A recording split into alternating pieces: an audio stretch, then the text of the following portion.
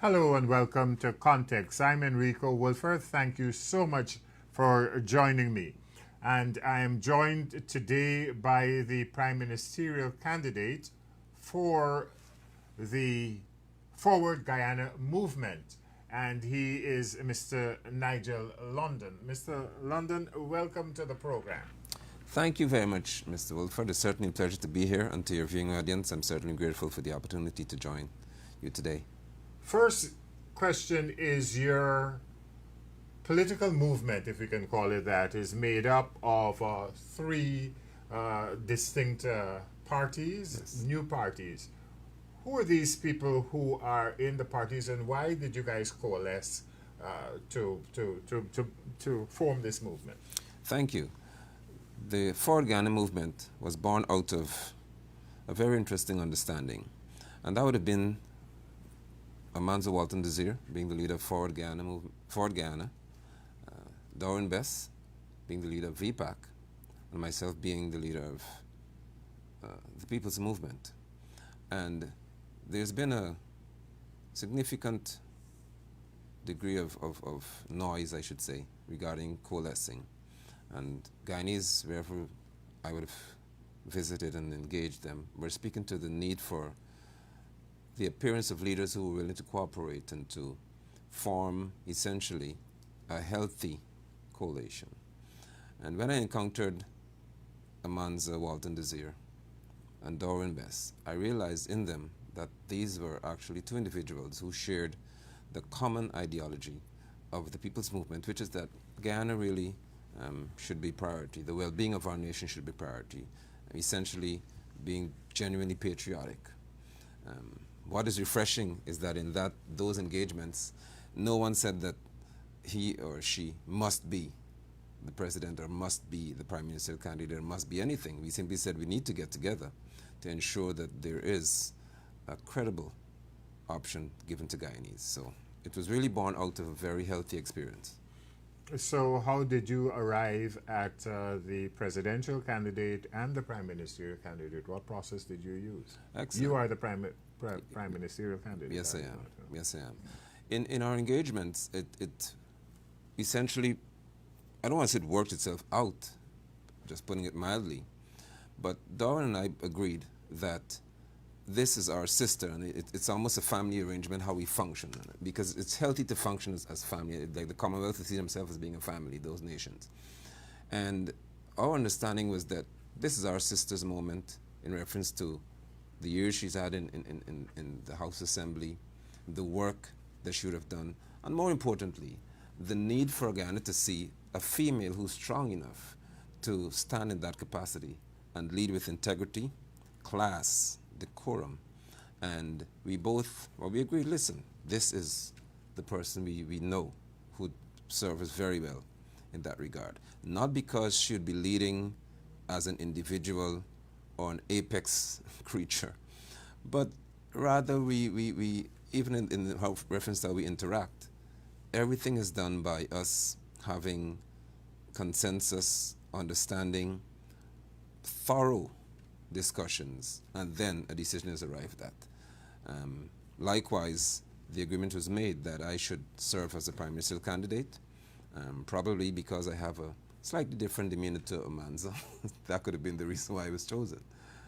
But it was done in the most healthy and refreshing manner. So, who are your members? You're talking about we, as if it's only these three leaders got together, but heads together and came up with a decision. Didn't you go back to your membership? Do you have a general secretary for your party? And is there a party structure? There is. Well, Mr. Bess is the chairman of the movement. But among the various groups, for example, the People's Movement, Forward Guyana, and VPAC, there would have been interactions, there would have been discussions, and there has not been any dissent in reference to the sentiments and the feelings we had one toward the other.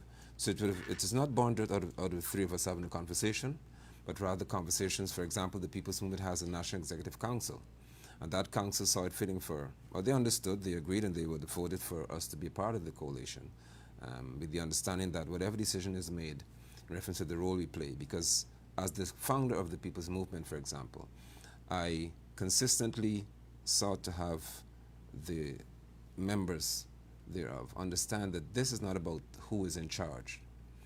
It's about what is the charge. And the charge at this moment is for us to see a different Guyana in reference to our political experience and the general experiences we have. And that nature, that spirit was taken into all conversations. So it wasn't just born out of three people making a decision. But I remember in Belladrum, Doran was on the microphone at a meeting, an outreach, and he made the announcement that a man would be our presidential candidate. That's when it got out. And the response was very healthy. To know the persons, and essentially females, were happy to know, again, that they represented so well. Because in Ford Ghana movement, our list is 67% female. First time, 67% of our list of candidates are female. We have, again, another very significant milestone in that the only differently able person who is a geographic candidate is in Ford Ghana movement, Bibi, a young lady from Region 3. So we sought to have this kind of arrangement where there is, before the eyes of Guyanese, a very, very healthy, I say again, coalition, and the nature in which we function is not the usual aggressive, I should say, political experiences. I'm speaking with Mr. Nigel London. He is the prime ministerial candidate, and he is appearing on Context on the Capital News platform. And I'm, of course, Enrico Woolford, and I've been operating as a journalist for a couple of years in Guyana. And I'm going to ask a question that Enrico Woolford likes to ask. Who are you? Who are you, Nigel London? Why? Tell us about yourself. I'm happy that you've asked. Thank you. Sorry for interrupting. But whenever I'm asked that question, most individuals would presume that I mention my name. I am not my name. I'm way beyond that. I am the son of Walter London, the son of Errol London, the two men who defined who I am. Further to that, I serve as an apostle of the Lord Yeshua, the Messiah. I am a very, very staunch believer that the quality of life I lead in reference to my family, the structure, is important to even defining my future generations. And to that I would say, therefore, that I am one who believes strongly that Nigel London, as I'm called, carries a past, present, and future. And I happen to be a very, hopefully, good collection of the three. And what gravitas do you bring? What do you bring to the political stage, so to speak? What makes you think that you could be a good prime ministerial candidate, convince our audience here now why they should vote for you if they have to? Firstly, credibility. People normally say that politics is a dirty game. I've heard that for all of my life. And whenever that terminology arises, I would remind Guyanese, especially, that politics is not a dirty game. There may be dirty people in this. It's an environment of responsibility that must have as its underpinning, credibility, integrity, decency, and most importantly, strength. Strength to stand for what is right at all cost. Further to that, strangely speaking, we do not essentially say to people that we're asking for a vote. Essentially what we're seeking for is the voice of the people.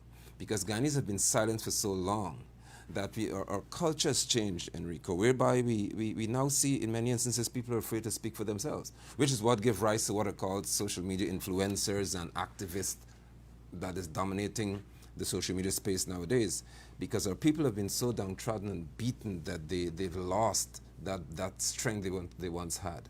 And so as an individual, I am known to be one who would have stood significantly, quite often, in many, many instances on my own, in the rain and in the sun, in the best interest of our Guyanese people.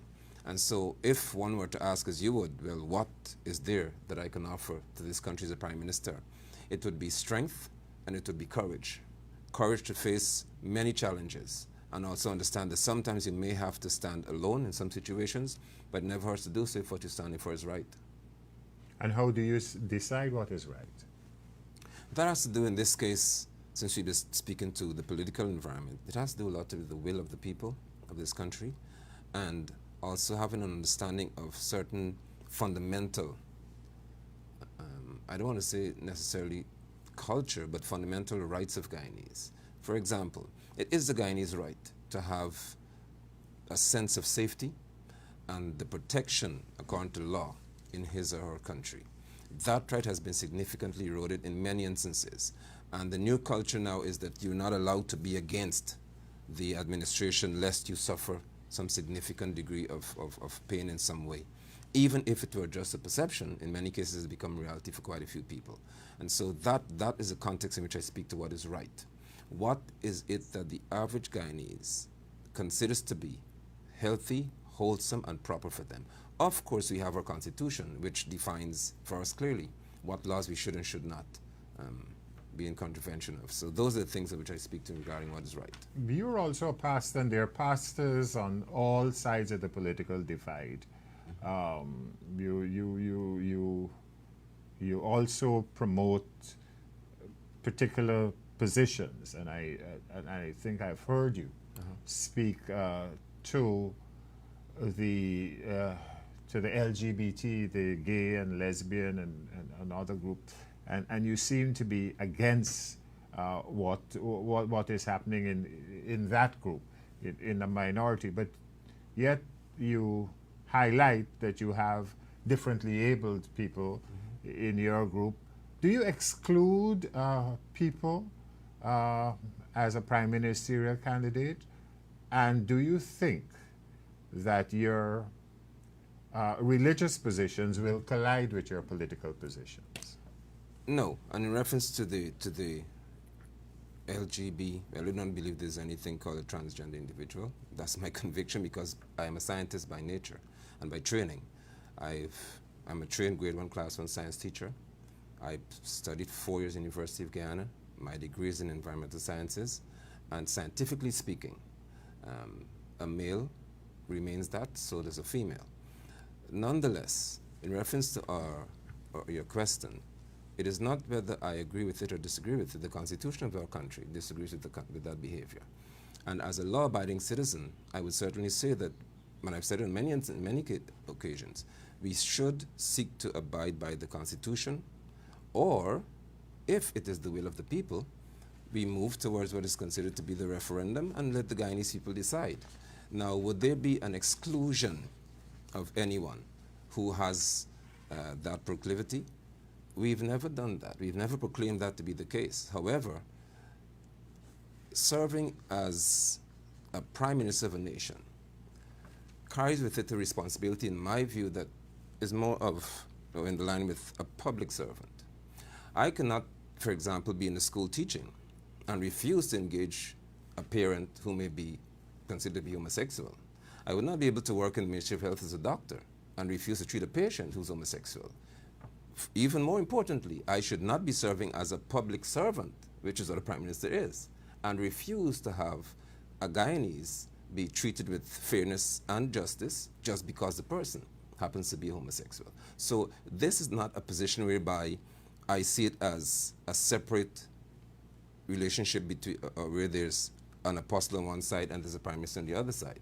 However, should there be any decision that's taken whereby I recognize that it seriously challenges and contradicts with what is my core belief, I would politely leave the political space, because most important to me is my foundation and the foundations that have held Guyana as strongly as she would have been over the years. And so to really encapsulate what I'm saying, or to summarize it, I do not view the prime ministerial position or a presidential position as being any different from a public servant. Hence, we owe everyone that service. I'm speaking with Mr. Nigel London. He is a prime ministerial candidate for the Forward Guyana movement. And you just mentioned something that hit me. You said that it is in the Constitution. Mm-hmm. Where is it in the Constitution about homosexual behavior? Yes. Sure. Section 8 of the Constitution of the Criminal Offences Act, Article 352 through 354. 354 quite clearly to the act of homosexual behaviors, especially among men, and it also speaks to the penalty, which is as much as life imprisonment, which is quite harsh, but it's in the Constitution. By Section 8, you're speaking of the laws of Guyana. The laws of Guyana. As distinct from the supreme law of Guyana, which is the Constitution. Right. The Constitution, to my mind, is the supreme law, and nothing in the supreme law, nothing in the other laws must contradict what is in the supreme law. Definitely. So where in the supreme law is it saying that? Well, what I know is in our Sexual Offences Act. Which is where I'm going. Correct. It is, now, it is in the laws, right. and those laws are made based on... To that I will speak, because quite interestingly, our laws of our land, for decades, this criminal offense would have been in our Criminal Offences Act. There has not been, as far as I'm aware, any legal mind or any one of our legislators who would have said that this is a contravention or it is in some way offensive to the Constitution or ultra-virus Constitution. The Constitution, as you rightly said, is that umbrella. And under that umbrella, within the Section 8, within Section 8 of that Act, it speaks clearly to that behavior being unacceptable and unlawful. So you're really speaking to what, as somebody who is being put up to be elected to a member of the National Assembly to help make the laws.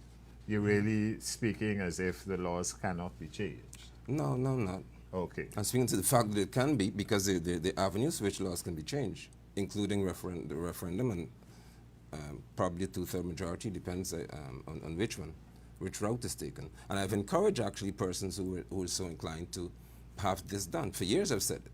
If it is so important to anyone, let us as Guyanese choose which law, in this case the matter we're discussing, let us choose to have this matter brought to the people and let the people decide. What other areas in terms of law you think Guyana needs to look at seriously? Because you mentioned public security, you mentioned fear, that people are afraid to speak. And if I could bounce off from the previous topic, probably people never spoke because they were afraid to speak on those topics.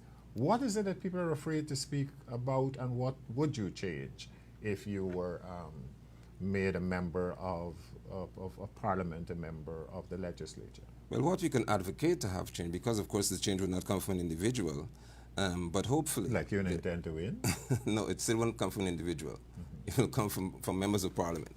And the legislators of this country must, and I'm using that strong term, realize that what we've experienced over the past 50 plus years is not healthy politics. This two-party that dominates, and also even in reference to the Guyana Elections Commission, the structure of it is unhealthy for any new political movement to arise in this country, which is why we'd have had two parties leading the country for so long, in my view.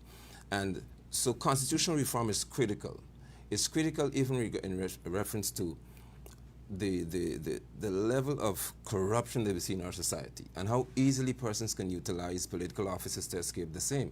We have someone who now serves as president who would have been deemed eligible and worthy of standing before the court to answer for 19 criminal charges, 19 fraud charges. That individual today is serving as the president of this country and protected by immunity, and in many instances beyond immunity of sort. So we have to, we're advocating for there to be significant constitutional reform. We do not believe that the Guyana Elections Commission should have just 3 commissioners from the opposition side, 3 from the administration. It is unhealthy and it's proven to be a disaster to us in this country. There should be some degree of independence in reference to the structure of GCOM, or an apparent level of independence in reference to the commissioners and how they function. And those are areas in which we seek to advocate for significant constitutional reform, because the country as you know it now has to be different. What was intended to be a healthy constitution good enough for Guyanese no longer is. We've got situations whereby law enforcement, we see how the police operate, and in some instances it seems as if they're protected by political figures. They're instructed by political figures to do that which is most unhealthy for Guyanese, unsafe and improper. There should be, in our view, even an amendment as to how or how commissions of police would be appointed in this country. Because we should not have a commissioner who owes any allegiance to any political group or appears to be quite so grateful to a president or whoever it is that he has to do their bidding. Probably commissioners of Guyana should be elected by the people. Therefore, we repose confidence in you. If you know you can be elected or you can be removed in 3 to 5 years. There has to be significant changes to our constitution to generate within Guyanese mind that there is indeed newness, there's hope, and there's a different environment.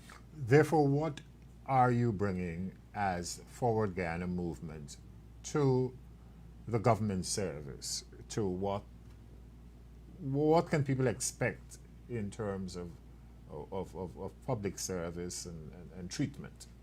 Thank you for asking the question.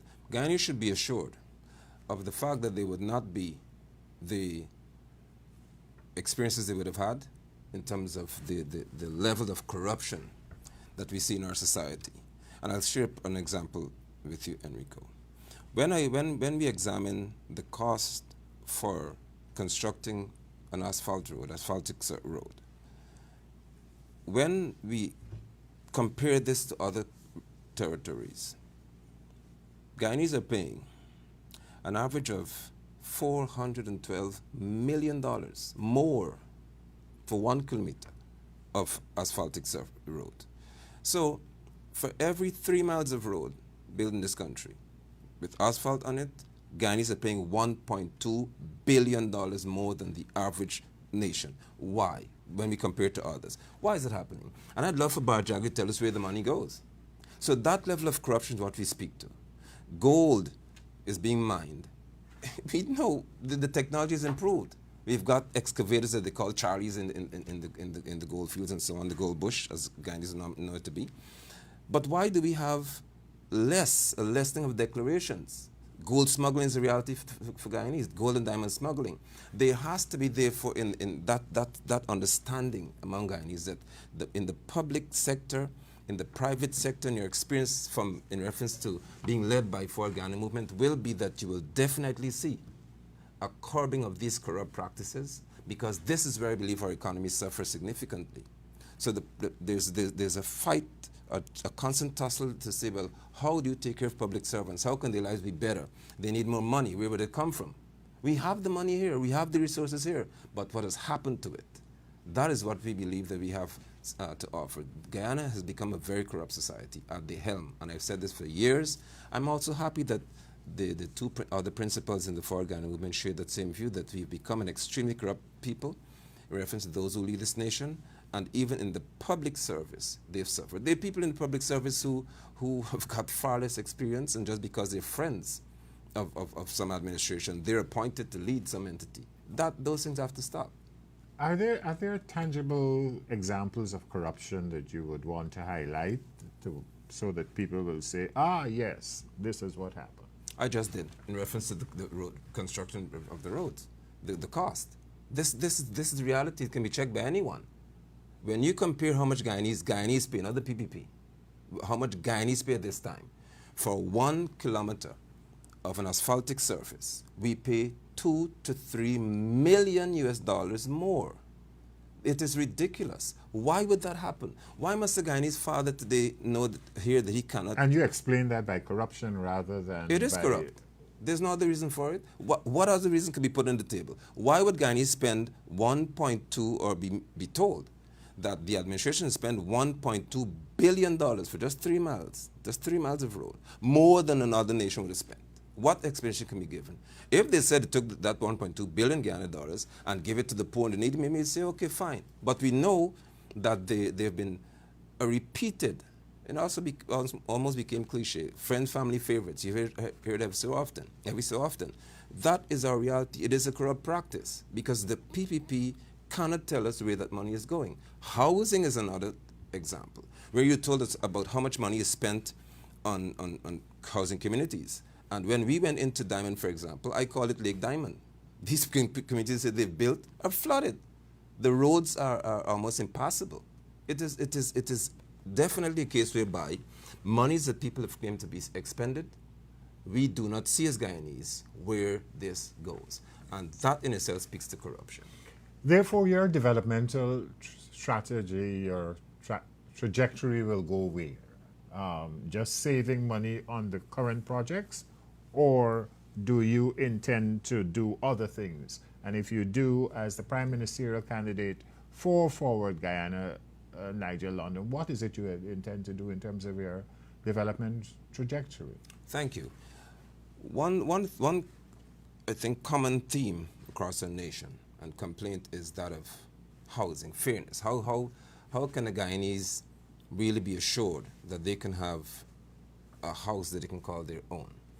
And in that area of development, that we want to begin with, how do we develop an individual's space, your right to enjoy?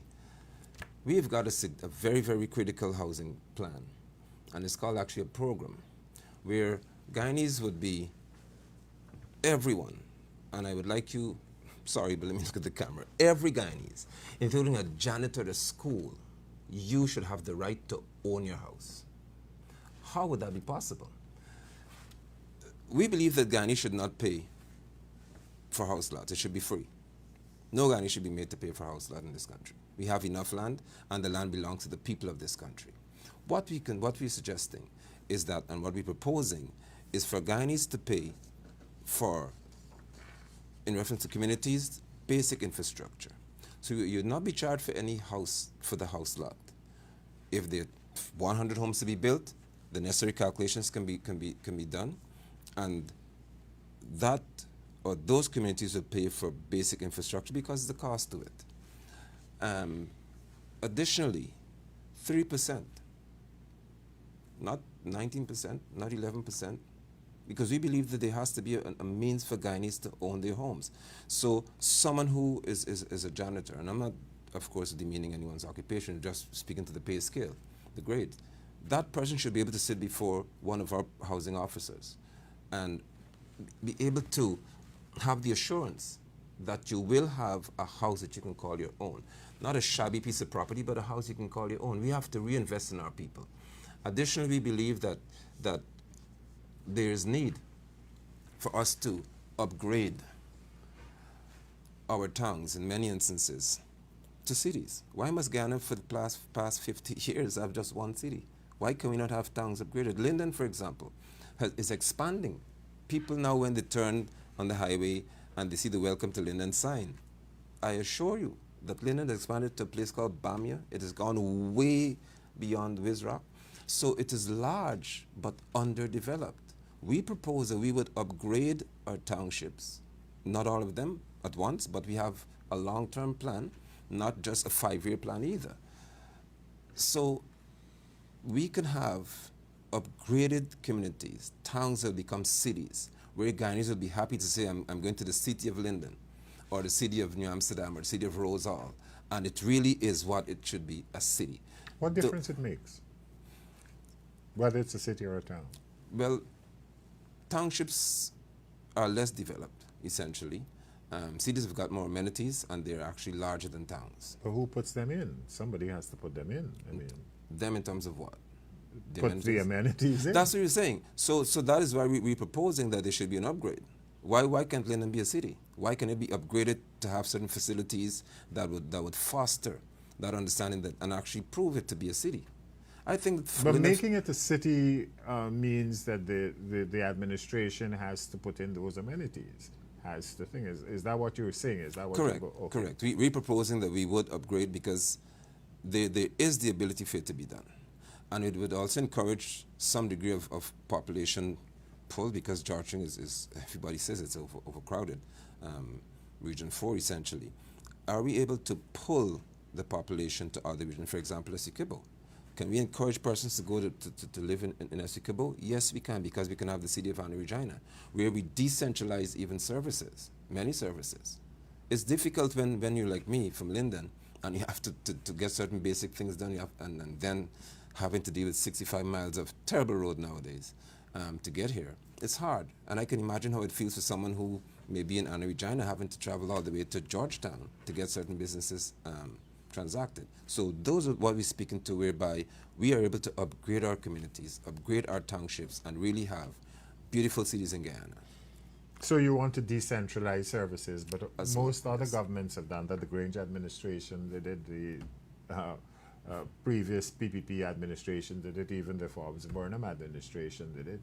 Um, what is it that you're doing that is new? We don't necessarily have to do what is new.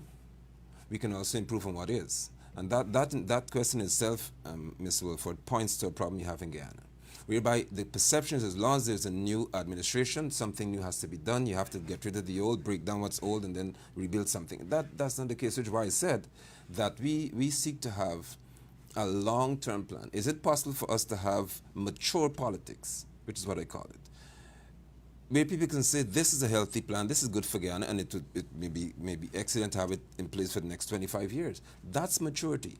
Not to go uproot and tear down, using biblical terms, that which someone else has done just to show you're doing something that's different. But So in, this, yes. but in biblical terms, if I can stop you, you utterly destroyed the enemy, didn't you? We don't need to do that, no, because the political opponents are not necessarily your enemy in reference to their Guyanese. They may be Guyanese with bad intentions, hence we presented them what is a better option for the Ghana movement. But you leave, remember the AI story, you leave nothing. No, we leave a lot, which You is leave- Guyana intact. okay. Which brings me back to this free house lot thing that you're talking about. Sure. And I hear this being said often, and Guyana has enough land. Yeah. We've got 83,000 square miles, we all know that. And we forget that we also have to keep the 85% of that land that is forest as forest, because that we need to breathe. Correct. And then when we take out our waterways and we take out of the land left, unless my mathematics is wrong, if 85% is forest, then it's 15% left. Yeah? So essentially, you are saying on the 15%, or even if we carry it to 20% and decide we live among the forest, Right. if you're paying for infrastructure as against house lots, it's not one and the same thing. Whether you pay for the house lot or you pay for the infrastructure. No, The money that you pay for the house lot will go towards paying for the infrastructure. Oh, let What's the me expound, because I know that I want to keep it in a frame since we pressed for time. But if you entertain me, I shall. What Guyanese have experienced for years is that they're told you pay, for example, now in Linden, as much as $2 million, unheard of, for a house lot. That's in undeveloped land, $2 million. When the person would have done that, then in some instances you're told, look, then you have $2 million, you paid for the house lot, you go to the bank to try to have a house. The state has not in any way presented that Guyanese with the option of having a home built by the state that's worthy of what I consider to be the quality of life, or we think will be the quality of life of the Guyanese. What is For the Ghana movement projecting? The house lot should not be paid for by the Guyanese. If we're going to develop 1,000 homes in a community, the calculation can be made for example, the road work, which would be subsidized, of course, the road work, water, and other facilities, because there's a cost to it. The Guyanese would not be paying for the house lot, because when we estimate and we calculate the savings that will come toward the Guyanese, it would cost them a lot less if they were to contribute towards the amenities that would be in the community, rather than having to buy the land. Because I know a teacher who was told the other day by Susan Rodriguez that you have to pay $2 million for a house lot. My nephew was told, a young man, 22 years old, that he must pay $2 million for a house lot in an undeveloped area. How fair is that? When we're saying that Ghanaians can pay 3%. That's it.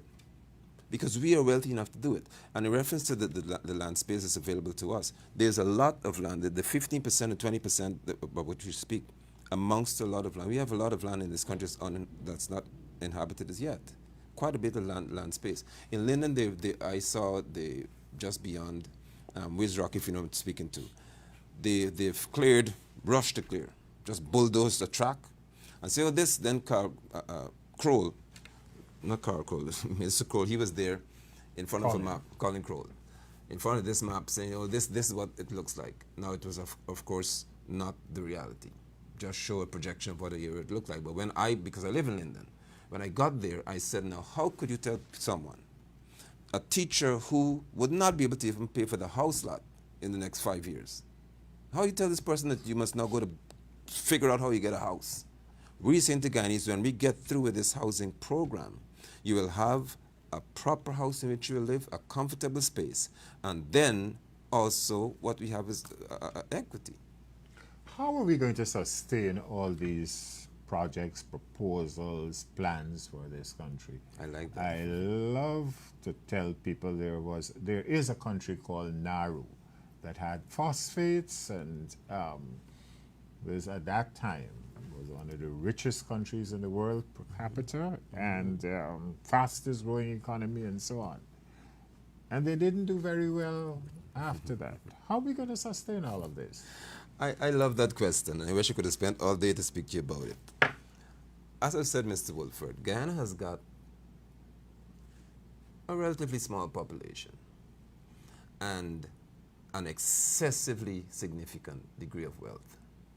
What we have, and I'm not in Parliament, so Manzon can't control my speech, but we have very corrupt politicians in many instances, many cases, who have not utilized or caused to be utilized the resources we have to the benefit of our Ghanaian people. If we curtail gold smuggling, diamond smuggling, and the abuse of our resources and our monies to just benefit a few, we already have a means of sustaining a very healthy economy. But further to that, Forward Ghana movement will seek to have industrialization.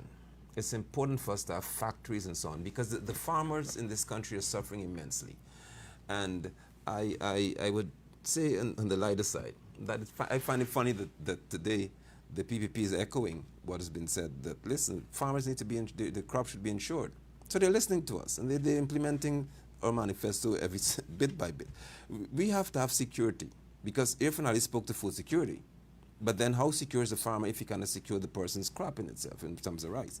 So we have got means to really generate significant income in our country. We have got the ability to have industries. Forbes Burnham started it, and I'll say it again. We do not have to have something that is new. Some things just have to be reignited. The passion to have an industrialized nation, to have industries that are able to generate wealth and also jobs for our Guyanese people. That will help to bolster our economy. Because what we have, if we do not really put a check on our natural resources that are being looted, it affects us as a people, and it affects our ability to really earn a significant sum of money, because it goes towards corrupt practices. We've got to wrap up in about 5 or so minutes. Sure. But when you mention industrialization, I don't know any society that is industrialized without a source of energy that is fairly cheap. Correct. So what are you going to do? We have it. What is it that we have? We have what the PPP considered to be the gas assure project as one means. What has become of that? We don't know. Billions of dollars in. We also have got wind. Of course, that in itself is a challenge. It can be if you're not careful, since the turbines, I think they have a 25-year lifespan, and then, of course, they're no longer, you cannot rebuild them. We have water, because waterfalls are in this country. But more than that, quite interestingly, we have got the ability to, even in Gaisuko, I think they used to use Pegas at Learmonth, one of those factories used to generate power from gas. How difficult it is to use sugar. We have ethanol, which is a form of fuel as well. So there are many means. We have many, many means. Even the solar power, that poses a challenge because the cells have got a lifespan. But we know that we can plant sugarcane to generate or to have gas, which is one means of producing power. We've got the gas, natural gas, which is another means. We've got these other natural sources of energy that we have to be careful as to how we utilize them, though. And with that being done, we will have, in our view, enough power to be able to sustain an industrialized economy. With regard to incentives, everybody's promising incentives to the population. You know, we're going to do this, 100,000 for you, 1 million for you, you know, thing, you know, we're an Oprah show. This one gets a car, this one gets a house, this one. What realistic positions do you really have in terms of incentives? And again, how are you going to sustain those? I'm happy that you spoke there being realistic, because I could sit here today and say that every Guyanese, you'll have 100% increase in public service. It sounds good, but then we haven't spoken to how detrimental that would be to the private sector and whether we'll be able to sustain it. What we would do, or seeking to do, is have the means which I spoke to. You have industries. For example, in the agricultural sector, we will have processing facilities that generate jobs. It is possible for us, and we're considering even having a nationalized quarry and gold mining operation. We also would seek to advance or advocate for there to be processing of natural resources in this country, raw materials, before they're exported, again creating jobs for our Guyanese people, because we understand that you have to sustain an economy, and it has to not just be the extraction from the natural resource fund, and in this case it should be expanded as it should not just be in reference to oil. We should have gold, diamond, timber, and all of our truly natural resources attached to the natural resource fund. We should not just be extracting from that to sustain our economy. What we should be doing is be able to generate within the economy means of earning, significant earnings. And one such would be, in our view, having a very strong agricultural production society, industry. If we have got the ability to have canning factories established across this country, we would not be wasting as much oranges in the Pomeroon area, tangerines and other citrus products. We would have the means to export these because the market is there. If we dry mangoes, there's so much mangoes are wasted. If we dry them, there's a market in Canada for the same. But are we processing in Guyana? No. Why can't we? Even the bad word you all think about rice flour. Well, I saw it in Walmart. I see it in so many stores in the US. I saw it in Massey in Guyana. I couldn't believe it. And I actually said to people, can you believe this? That we now have rice flour in a box that's costing more than wheat flour? Imagine the day has come when Guyanese feel that you have to be so important now to be able to buy rice flour. Interesting, isn't it? But we could do the same. We can produce these things because we have it here. So there will be the means to generate income within our economy to sustain this. Now, we do not believe that there should be some lofty, insane, just figure throwing around the place to attract us to you. We're saying that we must have a realistic experience in our country and be patient for us to have what it called progressive incentives.